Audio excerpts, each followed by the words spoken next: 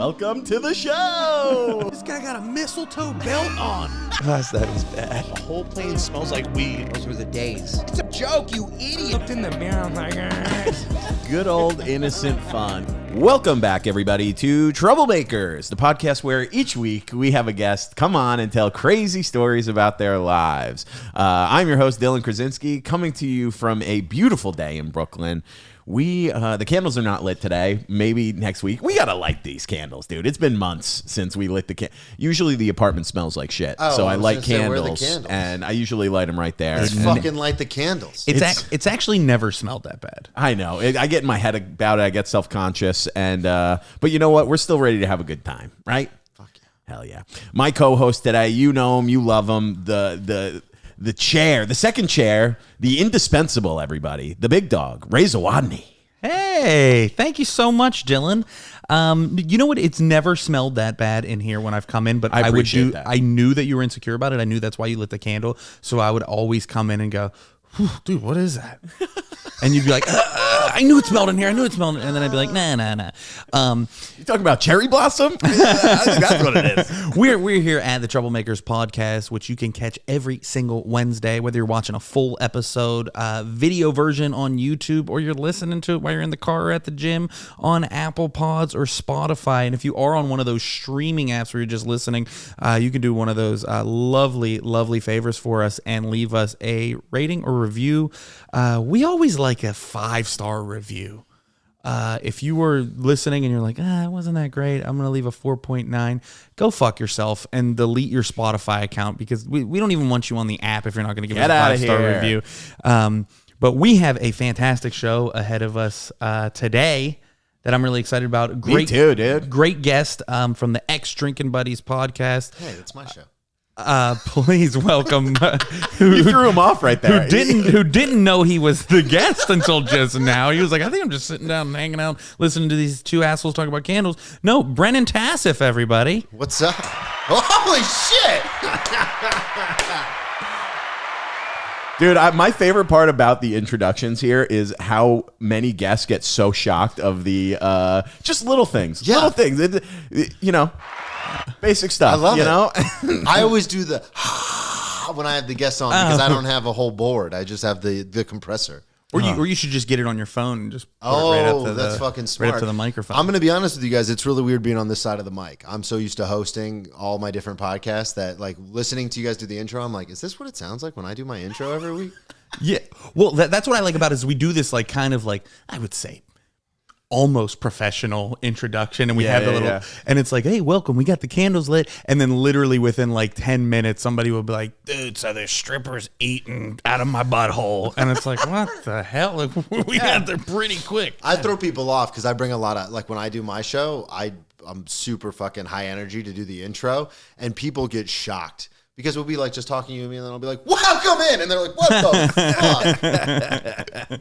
Yeah, that's my mom only listens to the first 5 minutes. She just loves the intros. That's it. Oh, that's nice, though. She does listen to the whole pod, which makes me uncomfortable sometimes. Yeah, my grandma listens. She figured out how to use Apple Podcasts, which has been the bane of my existence. Oh, they're supportive. These are supportive. It is. You know what my show is about? my mom just watches clips, and like she'll see stand-up clips, and I'm like talking about like porn, and then I just see Jamie Zawodni, Hardager. I'm like, come on, Ma. Watch it. Just don't like it. Yeah, she's don't like, let me know. I want you to know I'm watching you. No, she likes it. She thinks it's funny. Broad's got thick skin. You know? I was texting Brennan about the crux of the podcast, and I always love when I get the response of like, oh, dude, what do you want? Arrests, fights? And I'm like, oh, fucking all of it. Yeah. Whole buffet. That's always perfect when a guest comes in ready, rocking, ready to roll. We love that. You're like a big ass, like you're like a big dude though. Yeah. You're bulky dude. Former Division I football player. Go Owls. That's pretty cool. Dude, that's a great noise. Also, that's crazy. Division I football? Yeah, in Florida. It was nuts. Probably the best story I have, which was my closer for a while, but that everyone's like, you can't close, like that's too, like people are laughing out of nervousness, not because it's funny, but it's my favorite story, which I definitely want to get to. But it's weird because I was raised by women and I'm a real sensitive big baby, but I have this exterior that's like proud boy, fucking hell yeah, boy, let's do it. So it's a weird life to live because when I get on stage, especially in like Brooklyn or like some of these other boroughs, people are like, boo, boo. I feel like all three of us really do have a "we're angry with Bud Light right now" face. You know what I mean? Like, I know, and it's weird too because I just had Veronica Garza on my podcast, and I got introduced to her through Drew Tessier, and Drew was like, "You're having a lot of gays on your podcast, man," because Drew's gay, and I was like, "What does that even mean?" Hey, I like that he's self-aware about it. Yeah, you know, he's he's like, yeah, maybe too many. That's a lot of gays in a row. You got to save those for June. You know what I mean? Come on. Pride Month. Yeah, so I do have a podcast similar to this. It's called Ex Drinking Buddy. I have guests on and they talk about their best and worst drinking, drug, partying, getting in trouble stories when it relates to drugs and alcohol because I am sober now. I'll be sober 5 years on May 31st, which ironically is when my one-man show will drop as well. So check that out. Hell seamless. Yeah. Check that out. Absolutely. I like a seamless plug like that. That's thank you. Right. I'm gonna keep doing it. Where are you putting it out on? So I'm gonna put it out on Patreon, patreon.com/Brennan Tasseff. My director and I got into a bit of a tizzy about this because it's a one-man show. Because a lot of the shit I talk about on stage is super dark, so it's not really like clubby kind of material. Mm-hmm. Yeah. So taking a page out of like Chris Gethard and some of Mike Birbiglia, some of those playbooks, I was like, oh, I'll just bill it as a one-man show, and then I can really talk about what I want to talk about. Because comedy literally saved my life. Like I was dying. And so I did that. But then my director was like, hey, I know you put all this money into like a video crew and doing the whole thing, but this is only the first run.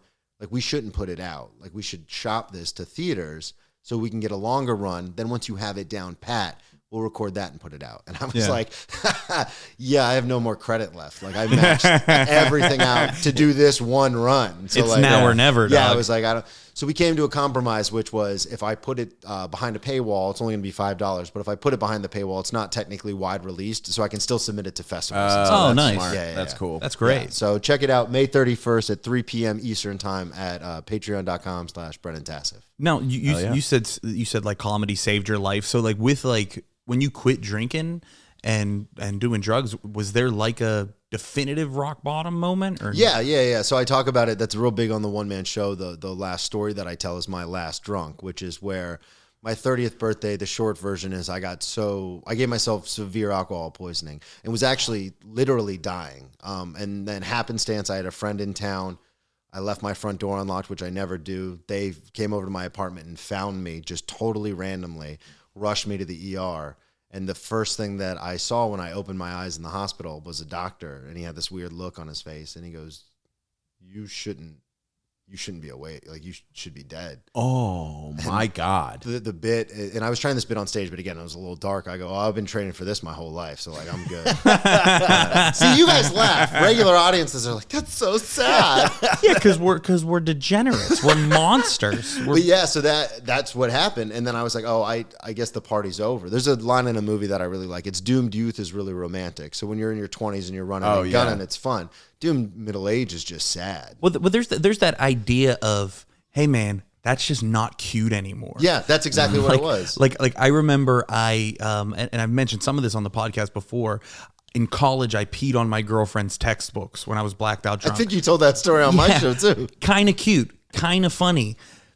2 months ago when I did it in my girlfriend's dresser now at 33, it's like, it's not cute, dude. Yeah, like you got to get it together. Yeah, it was weird because when I woke up in the hospital, I was like, all right, I gotta figure that, because I had gone to rehab in 2013, and then I had 2 weeks before my 1 year chip, I relapsed. All of this again, one man show, May 31st, patreon.com/Brennan Tasseff. But then I could not get more than 6 months together. My ex-fiance, the love of my life, leaves because she had no, I couldn't stop drinking.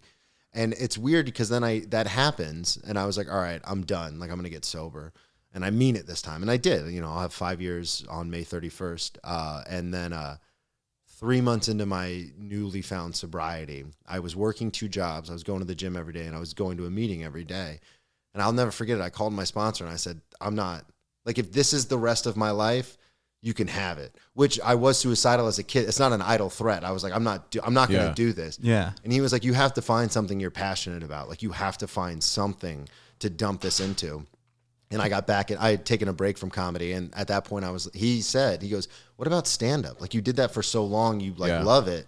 Like, why don't you do that again? And that's why I say comedy saved my life, because then I got back into comedy and I was like, oh, I have a purpose again. Yeah. Like, I have something to do now. Damn.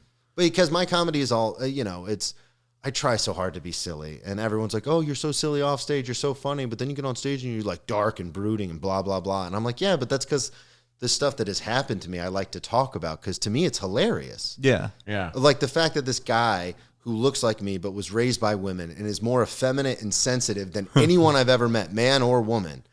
And then to get on stage and talk about like, yeah, I almost died. Or one time I faked paralyzed because I didn't feel like people were giving me enough attention for my alcoholism. I was like, no one's paying enough attention. So I went outside I was living in an apartment by myself. I had gotten a settlement. It was for close to $30,000. I paid for this apartment all up front. Again, this is all in the show. But the funniest part I thought to all of it was like, people had just stopped calling me, like checking in on me, and I was very upset about that. So I walked downstairs under the balcony, and I laid down on the ground, and I called 911, hammered out of my mind. And I was like, help, I've jumped from my balcony. I was trying to kill myself, but it didn't work, and I'm paralyzed. And to their credit, Daytona Beach, the EMTs show up, and the first thing, they get out of the van, or the ambulance, and the first thing the guy says is, hey, kid, this is our job. Like, we know how people fall. It's definitely not like that. Because they can tell from the trajectory because I laid down right under the balcony. Yeah. But for anybody listening, when you try to commit suicide or you jump from a place, you end up like pushing out. Yeah. But I was right under the balcony. So they were like, that's not, even if you accidentally fell, you would be further out. Like, that's not. He goes, we'll take you to the hospital, but it's going to be like $10,000 just for the trip in the ambulance. And I literally stood up and was like, sorry, guys. Sorry. You're like, it's a miracle. I just said sorry and walked back upstairs and started drinking. I can walk. Yeah. I love the idea. Set on me, Ricky Bobby. I love the Holy idea crap. of him calling and just being, I fell, I'm paralyzed. I know it. And they're like, no, how do you know? I didn't even think about that. That was probably the giveaway. They were like, that you like immediately diagnosed yourself. You're like, I'm paralyzed and I have a contusion in my shoulder. Just super calm, super steady voice. I believe I am paralyzed. Oh, how are you using the phone, man? Yeah, what did he how give are you himself? not writhing in pain? What did he give himself an MRI in his apartment? How does he know what all's wrong with him? Crazy, man. Yeah, that was one of the worst stories. But a lot of the stories, I was excited to come on here because a lot of the stories that I had to leave out of the show are actually some of my favorite. Oh, hell yeah. But they just didn't go along with kind of the idea. The idea of the show is literally the tagline is a comic's look at life, near death, recovery, and redemption. So some of my most fun stories, I just didn't make the cut, just didn't fit. Not dark enough. Yeah. Yeah. So I'm excited to be here to talk great, about dude. it. I wanted to bring up. I'm sorry, I host so many shows. No, I'm just go for it, segueing man. Listen, sometimes me and Ray talk about this all the time. Sometimes we have guests where me and Ray have to carry a lot of the conversation. Pulling teeth sometimes. And then other times there are certain guests that we have repeat guests. Dom Leonelli is one, Big T is another, where they come on and we just kind of let them roll. Yeah. We just let them pull the ripcord. You know, and- basically. Sometimes it's so I don't know if this happens with you too, but sometimes I'm like, you're a professional talker. Why the fuck do I have to carry this whole thing? Yeah. You know what though? I will say it's just a different muscle. Yeah, it really it is. Yeah, it totally is.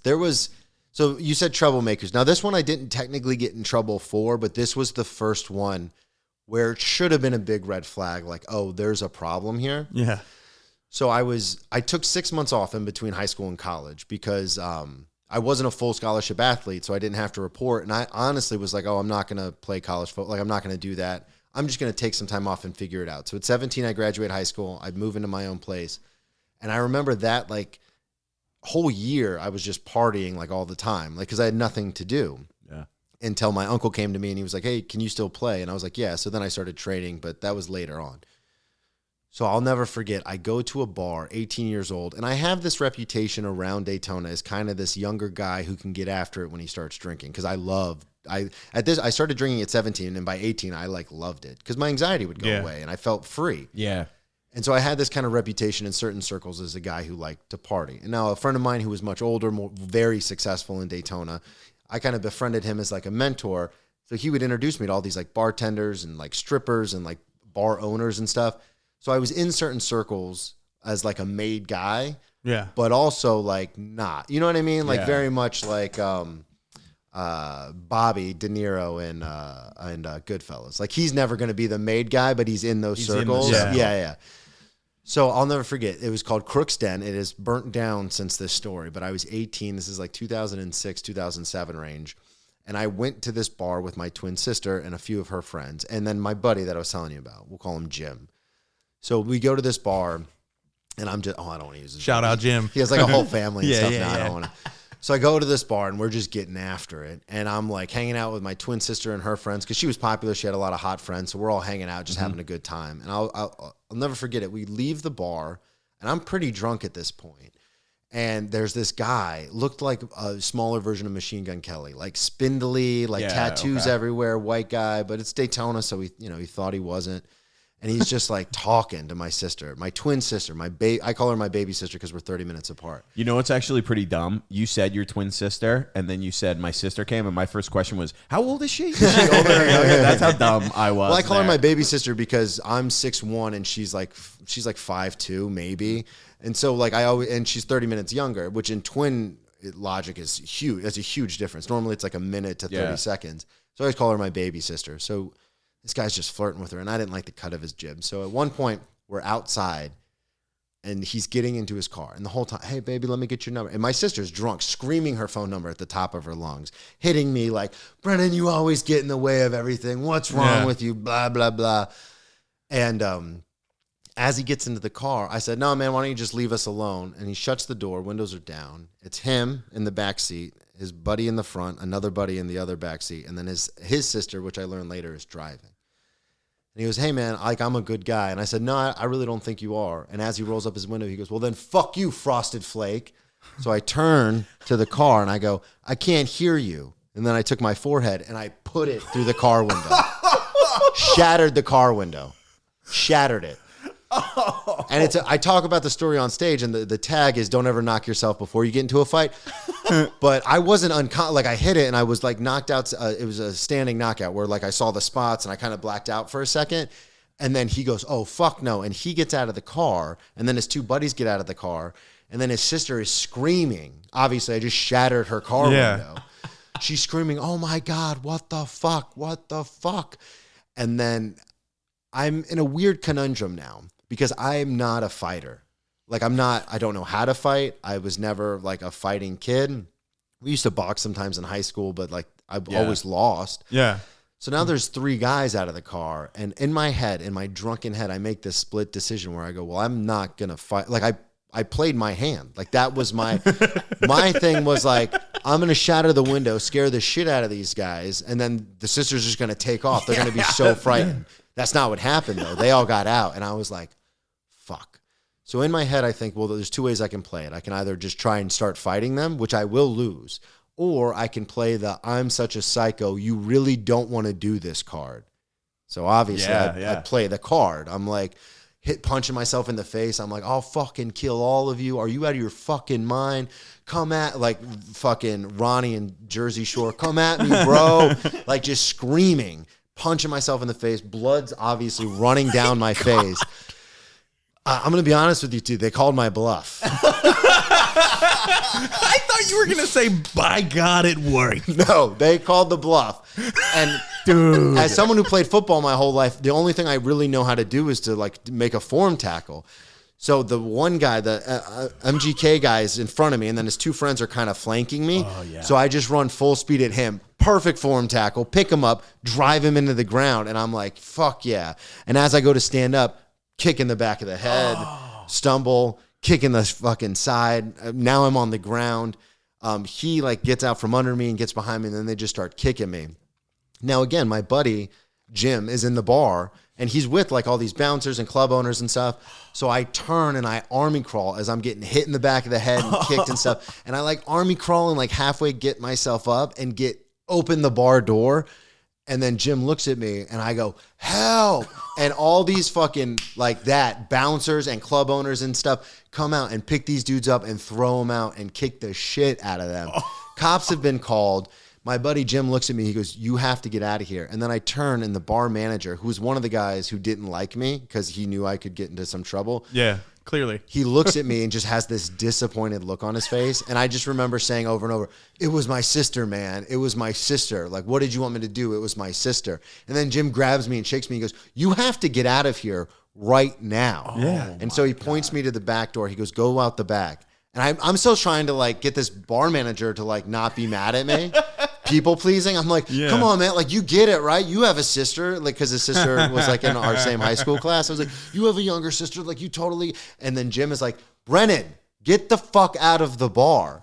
So I run out through the back, hop a fence because I'm an athlete. I hop. It's like a big. It's like one of those 10-foot privacy fences. Dude, me and Ray are athletes. We get it. Hop that. And it was like GTA. I know Dane has a joke, Dane Cook, about like, you could just shoot a cop in the face and then wander around for 5 minutes. But it was just like that. I hopped the fence and I can see it's downtown Daytona. So you can see the you can hear the sirens and you can see the flashing lights of the police reflecting off buildings. So I know they're looking for me. There's one of those big electrical boxes, big green boxes in the alley. So I get behind the box and I just sit like this. So the alley's behind me and I'm behind the box like this. And I see the cop cars going by with the fucking cop flashlights like out, like the car lights out, you know, that little maneuverable one. And they just keep driving up and down the street, don't ever find me. And then once it just kind of quiets down, I call my buddy and he's like, we're like 2 blocks away. And I stumble over there and they patch me up, I end up not going to the hospital or anything. But that was the point where I almost got into serious trouble because one of the cops that came down there was frequented one of the establishments that Jim owned. And he told me the next day she showed up and she was like, yeah, that was crazy. Because she was the first officer on the scene. So the next day she goes to his place and she goes, yeah, that was crazy last night. She goes, thank God we didn't find that kid. We would have like had to arrest him for like assault and property damage. Like he would have been going away for a long time. And then Jim was just like, yeah, God, that's crazy. Too bad you guys didn't find him. That's what I was going to say. You damaged the vehicle. Yeah, they never came after you for that? No. So what ended up happening was because once the bouncers and stuff got involved, the guys just like got in the car and they took off because then they were outnumbered. Yeah. And then at that point, it's a fucking bar in Daytona. Like, what are you going to do? Go back and get someone's name or something like that? It was over. Yeah. They fled the scene. I fled the scene. So there was no one to file a report. I always forget when people are telling a story about Florida and it seems crazy to me, but somebody starts a fight by bashing their head through a car window every day in Florida. I'm actually shocked that the police tried so hard to catch you. I thought they would just be like, it's Florida. But that's the thing too, is it's astounding to me because talking to you now and being 5 years sober, it's like, that sounds like a made up story. But like that, like I remember, and I'll never forget, my twin sister was so mad at me. She goes, you do this all the time. You always ruin why do you have to take it so far? And I was just like, he was flirting with you. I know, dude. I kind of feel you. I've in my life, I've been a big headbutt first and ask questions later type of guy. I think about it all the time on the subway. I could tell, dude. On the subway, when people get in my face, like, I'm always just like, because that's the thing in a fight, which I've learned later in life, is that if you want to hit someone right at the bridge of their nose, because then their sinuses will well up. They won't be able to see because their eyes will get watery. Yeah. And then once they can't see, they're fucked. Yeah. So whenever people accost me on the subway, which when I first moved here happened a lot more, I think they could tell. Now it doesn't happen as often, but it still happens. I always think like, if they get close enough, I'm just going to put my forehead right into their nose. Yeah. Because then they're screwed. That's actually a better move. I've said this on the pod before, but my youngest brother got me and my middle brother switchblades for Christmas a year and a half ago. Sweet. Dude, my brother, I was just with Lucas this weekend. He carries it everywhere. It's with like him? a fucking 3.5-inch switchblade. So illegal. And he carries it with him all the time. Mine's never left the apartment. And I'm the one, like, Peter got it for me so I could have it on the subway. I was like, do you know the amount of, like, dedication you need to stab another human being? It's a lot. Yeah. And you better be right, too. I actually that was the story that had to get left out, but it's how I got this scar on my forehead about stabbing another person. Oh shit! Do you guys want to get into it? Yeah, dude, I mean, you can't show me the scar without the story, brother. So this was the big thing I used to close on, and then a lot of comics close friends, we were talking about unsolicited advice earlier. They would be like, "Hey, you can't tell that story." And I go, "What?" People laugh like all the time. They go, "They're laughing out of nervousness, not because it's funny." Yeah. But this is I'll tell you not the bit version, but the true version. Yeah, so hell yeah. I played college football at Florida Atlantic University, like we said, go Owls. Oh, and it was the, there you go. You got it. Sucks, Bad, dude. That was Mine's bad. good. I'm embarrassed. Yeah, you have it. Go Owls, burrowing Owls, baby. It was it was in between the end of the freshman football season, the end of the year, and then like going into the next year. So like spring ball and all that stuff. So we were having a party in the dorms. And I remember it started very calm. Like I was the party guy on the team. But again, as an addict, if you have something to dump the energy into, you're less averse to like overdosing and like going crazy. So like I had that with football. Football was like an 80-hour-a-week job. So when I would drink like crazy, but it was like once or twice a week max because you have practice and everything else. And I'll never forget, it started as just like a get-together with me and some of the other players. Now, these were players that I was friendly with, but not super close. Like on the team, you have your guys that you roll with. And then you have like the other teammates, which if you see each other at a party, you'll hang out, but you're not like going to parties. Yeah. So I remember it was weird because I was hanging out with the guys. I played offense, I played fullback, and I was hanging out with some of the linebackers. And I was like, this is a weird, like we normally don't hang out. But I'm a party guy, so I was just like, well, fuck it. We're all hanging out and there's booze here, so let's drink. So it started as like just a fun like hang in the dorms, turned into, because then they called their friends on the team, I called my friends on the team, then everyone wants to go because it's a D1 school. Like whatever people want to talk about it being a smaller D1 school, it's a fucking D1 school. So when everyone hears the football team's having a party in the dorms, everyone's coming. Yeah. So like all of a sudden it turns into this big rager of a party. Hell yeah. We're drinking like all day. And I remember we've patched things up since then. So spoiler alert, we're not enemies or anything like that. But there was a buddy of mine on the team, Chris. I don't know if I should say his full name, but Chris, and he played defensive line at the time. Yeah. And I remember we were like just talking shit back and forth. And when I drink, I can get, especially in that situation, because I'm so not that guy, I tend to overcompensate, if that makes any sense. For sure. So I was definitely overcompensating. Like, I'd beat your ass, blah, blah, blah. So we start wrestling, which, dudes do when they get drunk. They just start wrestling around. So I wrestled with my buddy David Muniz first, Munzie, and we're like going back and forth. And he was a wrestler in high school, so he kicks my ass. And I was like, I just said his name. Whatever, fuck it. I was like, Newbold, you get over here. Let's wrestle. So Chris and I start wrestling, and then throughout the course of the wrestling match, it actually turned into like a fight. And he's a big dude. He had really long arms. I remember at one point he grabbed me by the neck because it was like turning into a fight. Yeah. And then I remember like just swinging at him, like trying to hit him. I remember at one point I ripped his shirt, which put a pin in that. That comes in later. And then they break it up. And then he goes, hey, Tasseff, you ripped my shirt. This shirt was like one of those nice Mark Echo shirts with the bedazzled rhino on it. I had a couple of those. Yeah, dude. fuck yeah, dude. You can tell where some of this is. I do tell this on stage, so you can tell where some of it is bitty, but it is true. Yeah. He goes, hey man, this cost me like at least $20. You better give me $20 for my shirt. Now I didn't, we're in college. Yeah. Scholarship or not, like I was partial scholarship, he was full scholarship, but we don't just have cash lying around. And I say this all the time. What I should have done in the moment has been like, dude, I'm sorry. Like things got out of hand. My bad. I'll pay you when I have the money. I don't have it right now, but I'll give you the money. Yeah. But what I said was, fuck you and your fucking shirt. And then he slapped me in the face and said, bitch, give me my money. Yeah. Which in the moment, I'm sure I should have just baited. But in the moment, surrounded by the team. That's tough, bro. Yeah, you can't do that. Well, and so this was another thing, too. This is a little aside, but in high school, I was bullied relentlessly. Like, if I take my sweatshirt off, I have scars all over my body because I used to get so anxious and so depressed about being bullied that I would hurt myself because that was the only way I could stop focusing on my brain, like running a million miles an hour. Yeah. I would hurt myself because then you focus on something physical rather than mental. So I remember when I got to college, I was like, I'm not going to get punked by anybody. Like, I hit my growth spurt. I'm fucking strong as shit. I was like, I'm not going to let this beta thing like happen because it happened all 4 years of high school. It was miserable. So I was like, I'm not going to let that happen in college. Now that's important because when he slaps me in the face, I think like something goes off in my head where I go, we're not fucking taking this. Like in my brain, I have this discussion. Like, remember we said we're not going to get punked. Like you can't get punked in front of everybody. So I said, I got your money right here. And I went into my I was staying in a friend's dorm because I didn't have break housing. So I went into his dorm room, and I had similarly like one of those pull-out knives. And I grab it, and I come out, and I go, I got your money right here. And I whipped out the knife. And my teammates, like an improv troupe, yes-anded with the best of them. And they fucking grab me, and they go, Tasseff, you have to calm down. Because at this point, I'm ready to, like you said. Oh, yeah. And I wouldn't have stabbed him, because you have a great point. It takes a lot of mental fortitude to physically stab someone. Yeah. But I remember grabbing it, being like, you better not fuck with me.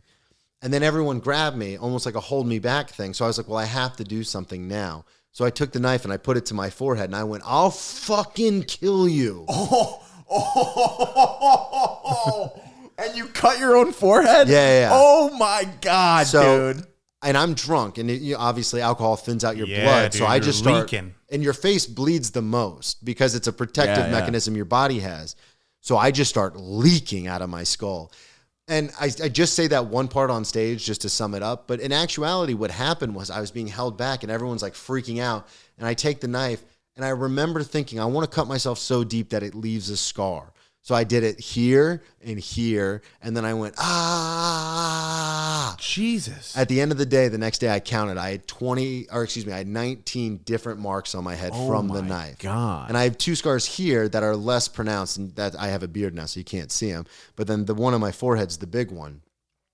And he walks away and just screams, Tasseff, you're fucking crazy. And then I thought you were gonna say, and he called my bluff and just kicks the shit out of you. But he goes, Tasseff, you're fucking crazy, and walked away. Everyone at the bar. Now, mind you, I hate saying it, but I am a Florida boy. Like, to me, this is another fucking day at the office. Don't fuck with me. I'll fucking kill. Like, seriously. And this is why I can't do crowd work. Like, when hecklers heckle, I go, do you hear what I'm talking about? Like, I'll come off the stage and I'll fucking murder you. And then the whole audience turns on you like, too far. Yeah. It's like, all he said was, keep going. Yeah. I'll fucking kill you. But, so that happens. And there's like women at this party. There's a lot of regular college kids at this party. Some of the guys on the team are like, fuck yeah. Others are like, oh, this is a little nervous. But there's literally women crying, like sobbing, like, what is going on? My teammate, Jeff, he's a quarterback. That's my quarterback. He handed me a towel and sent me to the room. He goes, you need to get out of here. This girl I was talking to at the time that I didn't think I had a shot with, I was doing this cute thing where I'd write her a note and pass it under her dorm room. Wanted nothing to do with me at this point. Sure. Yeah. I don't know. She just watched you cut your face 19 times. I can't imagine why. So they send me to bed, and I wake up the next day, and I'm hungover. I remember, because, when you have a traumatic, Richard Pryor said it, when that fireball hits you, you sober up real quick. When you have a traumatic experience, you fucking remember. So I wake up and I'm like super embarrassed because I'm like, again, like my sister is just in my head, like, you ruin everything. And so I go to practice and I'm like so embarrassed, and no one's talking to me, obviously, which was rude, but no one was speaking to me. And I go to practice and I don't know what I'm going to say to anybody. I've got like literally cuts all over my face. Yeah. And my running backs coach he comes up to me, Coach Stern, and he goes, hey, Tasseff, what the fuck happened to your face? And so I lied, obviously. I said, I got drunk last night with everybody and I fell headfirst into a bush. That's a reasonable excuse. You fall into And he goes, actually, we know exactly what happened. And this is 100% true. I say it on stage, no one ever believes me. And he leans in real close and he goes, we need that kind of intensity on this team. Man,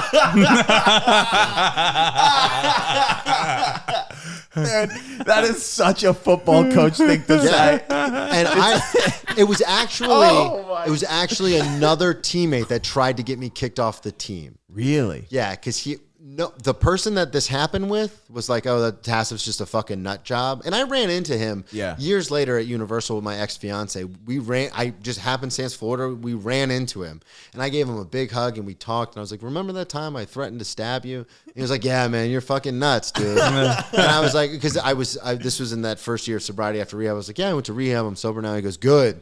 And like we patch things up, and like occasionally, like if something happens, we'll like comment on it on Facebook or Instagram or something. So we're cool. But there was another football player who was a transfer, and he was like adamant that this is unacceptable behavior and like all and then happenstance, he does comedy now in LA, and I talked to him about it. I was like, remember when he goes, oh, I completely forgot about that story. And in my head, I'm like, you tried to get me kicked off the fucking team, dude. And he was like, this is unacceptable. And then it was a weird thing where like a lot of my teammates, like he had drawn the line in the sand. So some of the teammates like wouldn't even speak to me. Really? And then I ended up getting my 8th concussion shortly after that and leaving the team anyway for medical reasons. Yeah. But I just remember that was like the story where because I was so adamant about like nobody's gonna fuck with me anymore. Yeah. And I'll be honest with you, I had this reputation as a crazy guy or whatever. Nobody fucked with me after that. Nobody even came close. If someone got a little, not even loud, just their just the decibel went up a little bit, people at a party would be like, dude, like don't calm down. Like, don't. Because they wouldn't do that to me. They'd do that to the person who I was talking to. They'd be like, you need to relax. Like, do not get him riled up. Well, dude, and it's one of those things where, you know, being like, I know, like in hindsight, you're like, that's wrong that I did that, or you going through the story, you're like, I know I should have done this. I should have done this. One, getting slapped in the face in front of a group of people. Anybody's gonna have to try to like defend their manhood, defend their dignity. On stage, it's the second most disrespectful thing you can do. I was gonna say, in the face is one. That's the first one. It's right below spit. Yeah. But the other thing is you mentioned you're a sensitive guy. You know, you are like, you know, you're have this big exterior, but you're a softie at heart. So like sometimes in those environments, you have to be like the crazy guy so that you can live comfortably. Yeah. So that you don't have to deal with the pressure and the anxiety of that conflict that could happen. You do it one time and then no one ever. Yeah. I could be as effeminate as I want and people would be like, oh, you fucking fag. And they'd be like, you need to relax. Like, do not get him. Do not get him riled up. I'm going to take the reverse of that. I think it was a great move that you did. I think that was a best case scenario. I think you really, you put yourself at a level where nobody was ever going to mess with you again. Yeah. I think that's a great move. Dude. I just can't believe you tried the I'm a psycho again after what happened with that. But it worked this time. Yeah, that's what I mean.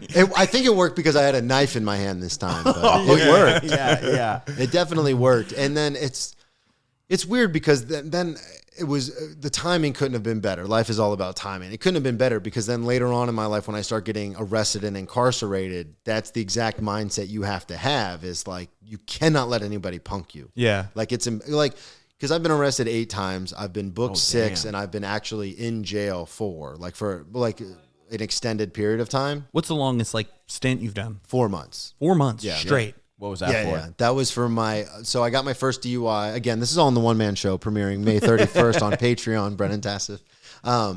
I ran on my second DUI. So I was 6 months into a year of probation, and my lease was up in South Florida. I was done with college, and I couldn't afford to stay there without student loans or anything. So I went to the probation office, and I said, listen, I'm moving back home. What do I have to do? And they go, well, you can't leave. I go, well, I'm moving. Like, I don't have an option. I'm going to be homeless, which, again, is against probation. You have to have a house. You have to, or not a house, but you have to have somewhere, a residence. And I said, so I'm going to move back home. And they go, well, there's a whole thing you have to do. Fill out all this paperwork, and you'll do mail-in probation. Fill out all the paperwork. They were leaving. I have my roommate stop at the probation office in the U-Haul. And I go and I hand in all my paperwork. And they go, oh, you filled out this section wrong. You're going to have to go in front of the judge and ask. And I go, when? They go, next week. I go, okay. I said, okay, no problem. Got in the U-Haul and left. 3.5 years later, because it's a misdemeanor, so they're not going to fucking chase you. Yeah, They'll they're just not wait looking for you to screw up. Yeah. 3.5 years later, I'm on my way to an AA meeting, and we get pulled over for, of all things, not wearing a seatbelt. They asked for my ID. In Florida? Yeah. They asked for my ID. It's a whole thing. Again, I get into it really in the show, but what ends up happening is I get arrested for the warrant of violation of probation. I go in front of the judge, and I'll never forget, the probation officer was like, we have to give him this much time. We have to give him this much time. Like, you can't just skip out on probation. So the original sentence was 9 months. So it was 1 month for every month I missed of checking in, which was 6, not paying the fines, not doing the classes. So it totaled 9. But at FAU, I was pre-law. So instead of going to law school, I ended up just partying. And I was like, oh, I'll take a semester off, which turned into a year, which turned into 5 years. But I was in the pre-law society. I was, obviously as a political science major, and then I minored in American history. I knew a lot of people that went to law school. Well, do you guys know it takes about 3 years? To what? Do you know it takes 3 years? What? Law school. Oh, yeah. I went to law school. Oh, you did? Yeah. I was a prosecutor for 5 years in Boston. What do a lot of people do when they get out of law school? Who do they go to work for? The DA's office. The state prosecutor. The defense attorney. Yeah. So I come out in shackles in Palm Beach County, where I went to college. Yeah. 3 years later, and who is all these people buzzing around working for the state prosecutor? A bunch of people I was in pre-law society with at FAU.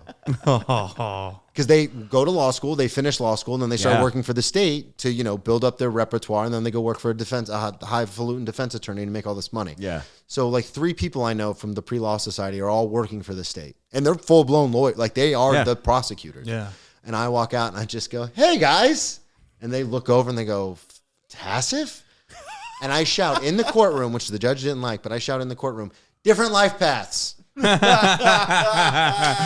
Go Owls. I should have done that. God damn it, hindsight. But so they had to obviously recuse themselves from the case, but they convinced the prosecutor who doesn't recuse himself to convince the judge. They were basically character witnesses. Yeah. Like this guy, and I had gone to rehab on my own. I was going to say, dude, that's ridiculous. Probation officers, I will say, are some of the laziest people I've ever met in my life. Only second to certain clerk's office members. Dude, as soon as you fuck up like one time on probation, most probation officers, and there are some good ones, will be like, "Nope, we're done with this person. They're not a probation candidate." It's like, dude, the guy's been sober now, rehab on his own. It's a totally different life. So I did all this stuff. Put him back on probation. I did all this stuff on my own. Like I said, rehab. I was living in a halfway house at the time. And again, I did all that because the what I thought was going to be my last drunk. I was living in Oklahoma City, and my cousin said if I stop drinking for a month, he'll start booking me on shows, because I was doing comedy at the time, but it was a mess. And I made it 28 days. And then when he came to the back room and he said, "What happened?" And I said, "I don't know." And that was the first time I was ever honest with myself about like, oh, I can't stop. I can't stop. Yeah. Because comedy at the time I thought was the most important thing to me, but I still let drinking get in the way. So I went to rehab. I did all this on my own, completely oblivious to the warrant. Like I knew I had it, but it's in the back of my mind. Yeah. And so I give all this to the judge, my sponsor at the time, the halfway house owner, my therapists from rehab, all write in as character witnesses. But there's a mandatory minimum. So I had to do 4 months. And I was already in for about 2 or 3 weeks from the transfer and everything like that. So I ended up doing 3.5 months through the holidays too. I got arrested in October and not released until like middle of December. So Thanksgiving, all that stuff I was in jail for. That's brutal. I mean, were you like, this was like, what kind of jail are we talking? So that's the thing is there's a difference between prison and jail, obviously. Jail is for anything under a year, but the problem with jail is you're being housed with people who are on trial for rape, murder, everything. Yeah. So jails by nature have to be maximum security. So it is a jail, gun club, shouts out Palm Beach County. But because it's housing people on trial for different things, it's a max shack. It's a maximum security jail. All jails are. So I luckily as soon as I got sentenced, I got moved to trustee. So they put you on this floor with like people who are also just trying to get out of there. There are people who work for the jail and stuff trying to get out as soon as possible. But that's the thing. It didn't matter. So they did have things called the gladiator floors and stuff, which luckily I didn't get put on. But what are those? Like just dudes violent, who want to fight? Well, they're violent offenders. And a lot of times they're like young. Sorry, the lines blur. I'm not sure what I'm supposed to say, not supposed to say. They're young jits. They don't know what they're doing. Like what? A jit? A jit? What is that? It's just a little troublemaker. Okay. Like 12 to like 17. I've never even heard that. I think you could say it's a southern thing. It sounds like a racial slur for something. But it's not. It's just I know. When a kid's really young and being stupid, you're just being a little jit. And so I think I'm allowed to say it. I say it all the time. So I'm going to try that. I'm going to try that in Brooklyn. Let's see how it works. But so those are the gladiator floors, which again, and I say this all the time, especially on stage, but jail in New York City have the same social structure. As long as you are big enough and look crazy enough, people will leave you alone. Yeah. So when I showed up to jail, for the most part, everyone left me alone. But there are still people who want to test you. So like the day I showed up in the trustee dorm, I had to fight someone, which, they just go TV room, and then everyone goes in the TV room, and the COs know what's going on. And they just sit at the desk, and they go, "You got to do it." Like they don't help you. Because your options are you can go in the TV room and fight, but then you get to stay in Gen Pop, or they'll move you to solitary for your own protection. Ooh. So it's like, I'm not fucking going to solitary. Like, you're out of your mind. Yeah. Like, I'll just lose a fight. Like, who cares? And I ended up, again, same tactic, do the form tackle and then just fucking get my ass kicked.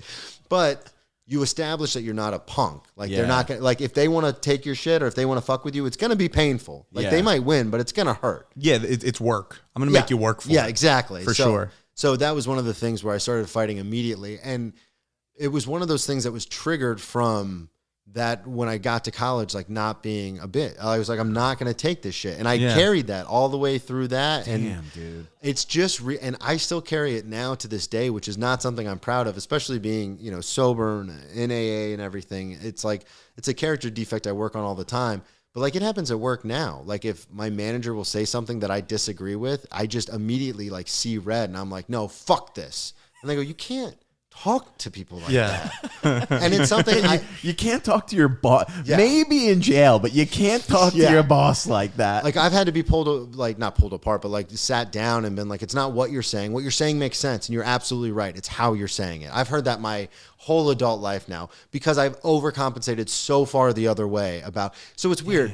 On my day-to-day life, I'm like one of the nicest, silliest people to be around. Like, you and I have hung out. Like we've talked and that's why I think it's like, it's crazy to hear those stories coming from you because you don't seem like as soon as I get pushed to that. So come to find out, this is something I learned in rehab and after going to therapy and doctors and stuff. So come to find out I'm bipolar 2. It's a genetic thing. My mom's bipolar 1. It's just something that I have to deal with. And being 100% sober and also being an artist, I don't like to take any medication because they put you on Tramadol, which is a tranquilizer. It's an antipsychotic and it makes you a fucking zonked out zombie. Yeah. So I'm like, well, I'm not going to take that because it interferes with what I'm trying my life. Yeah. So I've made the decision and consulting doctors and everything, I've made the decision to deal with these outbursts on occasion versus taking the medication.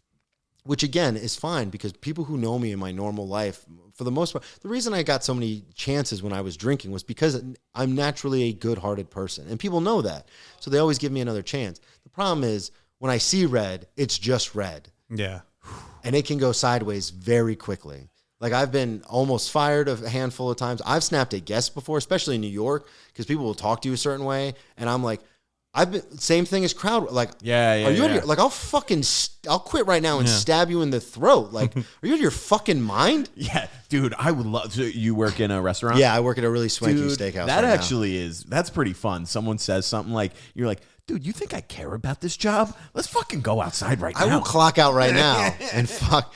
And say that again. That's like a fantasy thing. One more fucking time. Well, I'm not.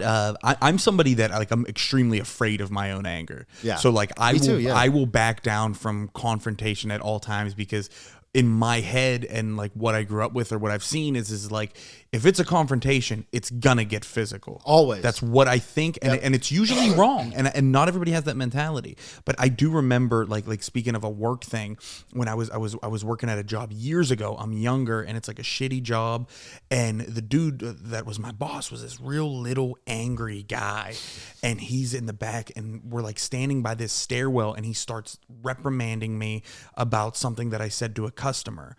Because we were working at a theater, and he was like, you can't say that there's something wrong with the picture on the theater. You can't just say that. You can't agree with them. You got to tell them, because I told somebody to go get a refund. Oh, shit. So he's like, what were you thinking? Blah blah blah.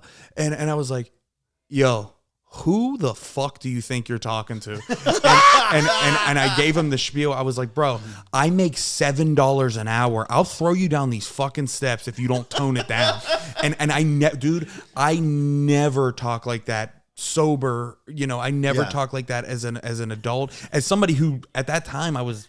How old were you? I was 21. I needed that $7 an hour job that I was working. Yeah. And he was just like shocked, and he was like and then had the like, you know what, I'm sorry, it's just, we gotta really watch what we say. We can't, he toned it down though. You can't just admit, he toned it down, because like I'm not a fighter. I will, get my ass kicked. But him, size was going to prevail there no matter what. It is a weird thing too, because I say like I talk all this shit, but I never get aggressive. The most I get as far as aggression with customers is like this literally happened last night. I had a guest say, because I have a line that I say when people go, what's the best steak? I go, well, food, like great art, is very subjective. So this is what I happen to like, but I'm not sure what you like. I don't like ribeye, and I work in a steakhouse. It's one of the most popular steaks. That's my fave. Yeah. I don't like Skirt steak's mine. I don't like it because of the texture. I don't like the fat in it. So I'm not a huge fan. Yeah. But everyone's like, oh, that's what gives it the flavor. So literally he goes, what's the best steak? And I said, well, it's subjective. I particularly like the filet. And I've worked in steakhouses for 20 years. It'll be 20 years in May. I got started on my 18th birthday, or my 15th birthday, as a busser, and then moved to serving at 18. So I've been around steak a long time. Shout out Outback. That's where I first started, mate. Dude, blue cheese chop salad? Fuck yeah, dude. One of the best apps in the game. I'm literally really good. Yeah, I was the voice for my Outback. G'day, mate. Thanks for calling Outback Steakhouse, 225 Coastline Drive. So good. Yeah. It's really good. Yeah, see, in Florida, nobody cared, but then I moved to New York, and I was like, oh, I'm a voice actor. I can use it as a credit. It's so authentic, dude. But I try not to like. But then he goes, no, the ribeye's the best. So many things. First of all, why the fuck did you ask me? Dude. Second of all, it's an opinion. Yeah. Literally, food is an opinion. I don't like spicy food. Some people say spicy food's the best. It's literally an opinion. It is so subjective, just like comedy. So then I start getting like, so all that's running through my head, and I go, well, again, it's subjective. Like, I don't like the ribeye because of the texture. Yeah. And he goes, well, the ribeye's the best steak. You don't know what you're talking about. And then I go, well, again, sir, that's your opinion. And that right there is probably as heated as I've gotten with a guest. But then I'll turn around to my manager and go, how the fuck are you going to let people talk to me like this?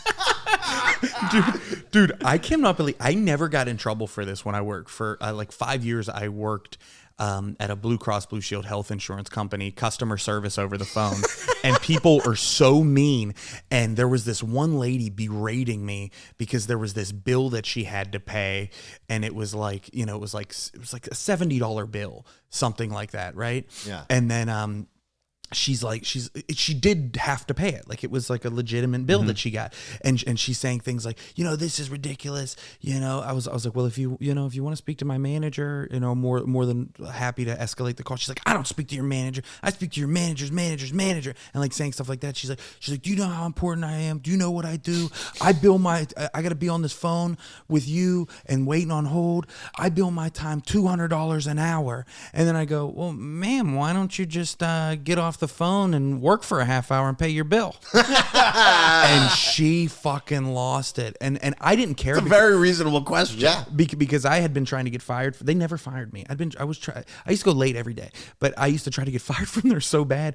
And I thought that was the one that I was going to get. And she's like, that's it. I'm going to call. I know I have ties with the CEO there. So let me get your name. I was like, my name's Zawodni. Here's my address. Here is my number. I was like, you're being like, you know what I mean? You're like, being a cunt. Yeah. I didn't go that far because I think somebody around me in the call center would have been like, I don't think cunt is part of our script. But yeah, I cannot. She never followed up on it. That's so funny, dude. So many people do that, and it's weird because again, I don't like confrontation. I'm a big softie, and in my older age, especially, like I don't. It's one of those weird things where it's like I don't want to, and I even told my boss this at one point. I go, I don't like.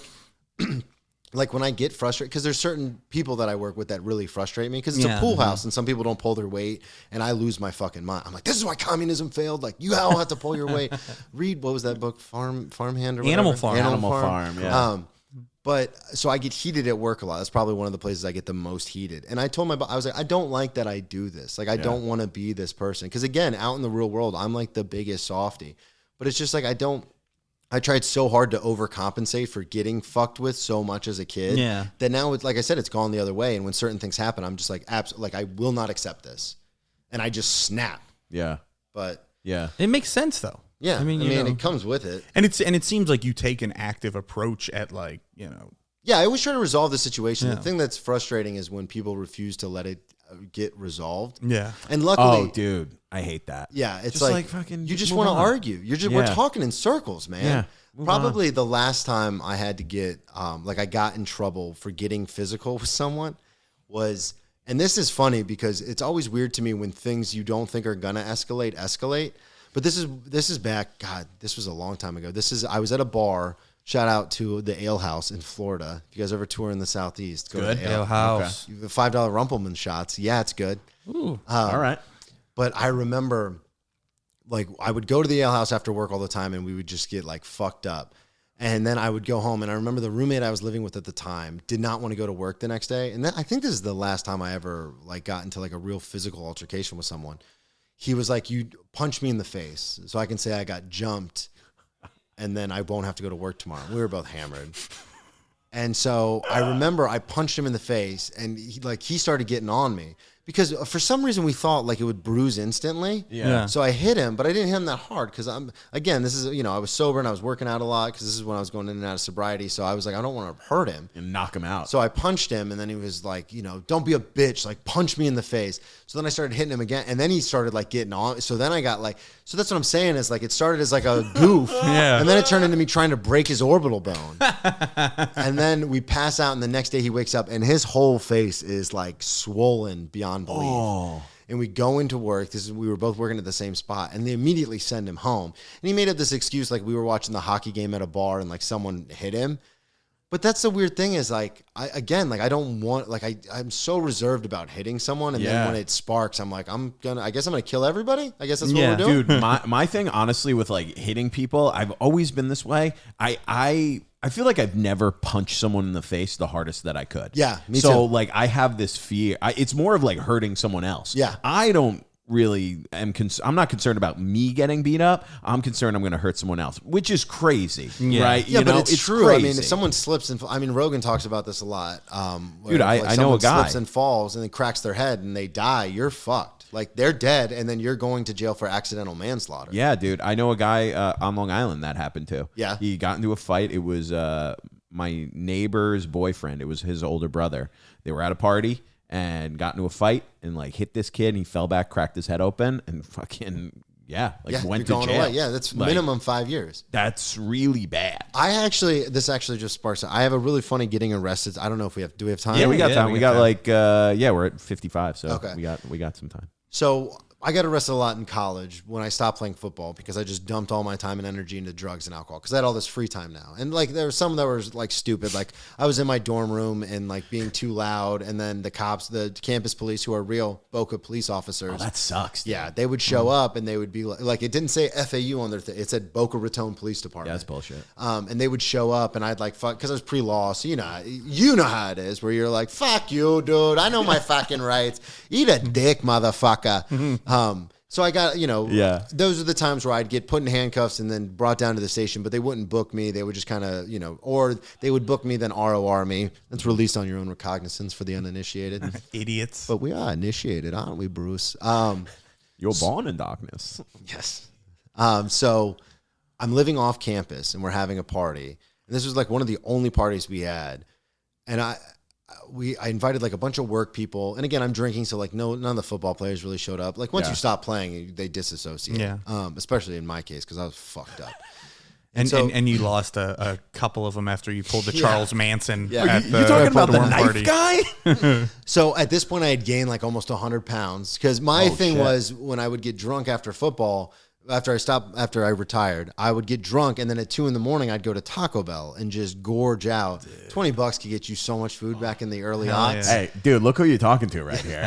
It was the best. And then I'd pass out. Well, I do that like 5 nights a week. So at this point, I was up to like 315. Wow. Which I did not carry well. Check me out on social media for some of those Transformation Tuesday pics at Brennan T Comedy. But we're having this party.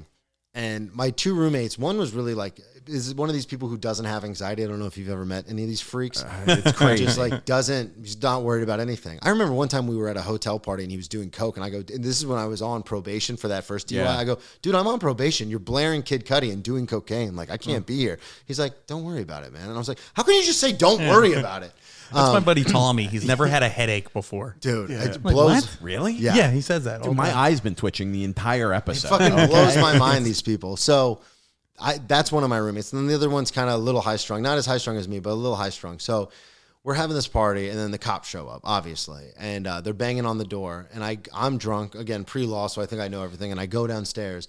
And it's this woman police officer. She must have been like 5'6", not too big, but just her. And then her partner, which is an even smaller woman behind her. And she goes, hey, we've gotten so many complaints that we're not even going to give you a warning. We're going to come in there and we're going to card everybody. Anybody who's underage, whoever's on the lease in this apartment is going to jail. So my response was, do you have a fucking warrant? Because if you don't have a warrant, you're not coming anywhere in here. I know my rights. I don't know if you know this, but I'm pre-law, so I kind of know what's going on here. And she kind of rolled her eyes, and I just slammed the door in her face. And then thinking for some reason that the walls and the door were soundproof, I turn up, because it's one of those ones where you walk down the stairs to get to the front door. Yeah. I turn up to the party, and I go, can you believe this dumb bitch wanted to come in our house without a warrant? And I stumble up the steps. Party back on. Yeah. I was like, fuck this bitch. This is how we do it. This is how we do it. So then we're partying. I ordered a pizza from Domino's, thin crispy pepperoni. That's my go-to. Diet Coke. Here we go. Yeah. Strong calories. Yeah. So then about 20 minutes later, I hear a much softer knock at the door. So I assume it's the Domino's I ordered. Because most of the time, in my experience, when police officers knock at your door, it's a cop knock. Everyone knows the cop knock. So it's a soft knock. And I think, there's my pizza. Yeah. And I go strolling down the steps, all excited. Here we go. Yeah. Open the door. And almost as if I was white privilege personified, she rips me out of the door frame, the cop. Slams me on the ground, like head first into the pavement. Puts her knee on the back of my neck and goes, who's the bitch now? Oh my God. Cuffs me. And then that was, so I get arrested for resisting arrest without violence. Newsflash to everybody listening. You can't resist arrest unless you're being arrested for something. So eventually the charge I go in front of the judge and it gets thrown out because it's not a real case. And I was aware enough of the law to be like, this is bullshit. Like, and resisting the judge goes, arrest has to be attached to something else, any other crime. So when the judge sees it, the judge just kind of laughs and goes, stupid. She goes, what were you arrested for? And I go, resisting arrest. She goes, no, but what were you arrested? Why were you resisting arrest? And I go, I wasn't. She goes, I called the officer a bitch. Well, I didn't say literally. That. She just goes, case dismissed. This is ridiculous. Like, was upset with the officer because she's wasting the court's time. Wait. What happened to the thin and crispy pepperoni pizza? I have no idea. You're on it, man. Dude, that's like when you get too drunk and you order food and then you miss it and you wake up the next morning and you're like, fuck. Yeah. And with like 10 missed phone calls. Have you guys ever left a pizza in the oven and passed out on the couch? Yep. I've been woken up to roommates screaming at me, you're going to burn the fucking apartment down, you drunk piece of shit. Multiple times, like 5 or 6 times.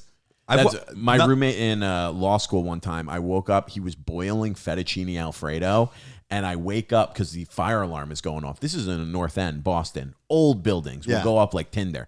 And I walk out, and I'm like, what the fuck? All the lights are on. There is literally Parmesan cheese Alfredo bubbling over the top, and he's passed out on the couch. And I was like, what the fuck? And I turned it That off. was me. That was all the horrible, time. dude. But I don't know what happened to the pizza. I ended up, the case gets thrown out, and then people go, oh, well, at least it got dismissed. And I go, no. You don't understand. I still got arrested. I still got booked. There's still that mugshot floating around. Like, I still got... Like, it still ruins your night. And not only the emotional distress of not being able to enjoy pizza with your friends. That's always rough. With a Diet Coke. I mean, what a nightmare. God, it was... Oh, man. My fucking drinking was... last thing, and this isn't really a trouble thing, but this is just how bad my drinking got. I've wanted kids since I was 12 when my parents got divorced, and my line at bars when I was blackout drunk, and this is when I was big and fat and out of shape and everything, is I'd go up to girls and go, do you want kids? And they would go, excuse me? I go, do you eventually want kids? And I always thought like, oh, that shows commitment on mine. And they would go, yeah, I think eventually. And I would go, well, listen, I just need you to be a vessel for 9 months because I really want kids.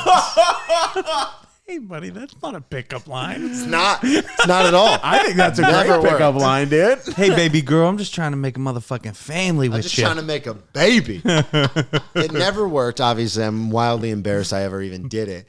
The one time it backfired. Yeah, of course. I didn't think you were going to be like, I have 8 kids. I was lights out in 2011. I'll tell you this, it worked too many times. I am underwater right now. The one time it backfired the worst was there was a young woman who would come into the breakfast place I worked at. She'd come in once a week. And again, I'm bad at reading those situations because I'm not like a bro alpha. Like I would never...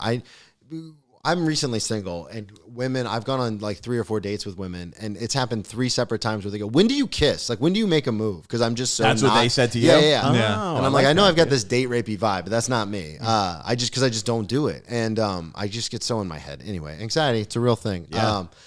So she would come to see me every day. So finally, they're like the women at work, because I worked with all women. It's an early morning breakfast place, and all the servers happen to be women, older women too. So they're like almost like mother figures or like older sisters. Yeah. They'd be like, you have to make a move. You have to make a move. Just ask her out. So I asked her to come back to my place. It works. We end up having sex. And then, sick, dude. Thanks, bro. Nice. And then after we have sex, I end up getting drunk with her at my apartment after. Yeah. And I pull out the vessel line. Oh, I've never seen someone panic so quickly in my life. Oh my God, dude. I got hammered and I was like, did you ever think about having kids? And that alone after a one night stand is terrifying. That's tough. But it was a breakfast place. So when she came over, it was like 2 p.m. Yeah. So we ended up hooking up. And then at like 4 or 5, I was like, let's drink. And she was so scared. And obviously I'm not like, I'm just saying things. But like at the time I was just like, I really want kids.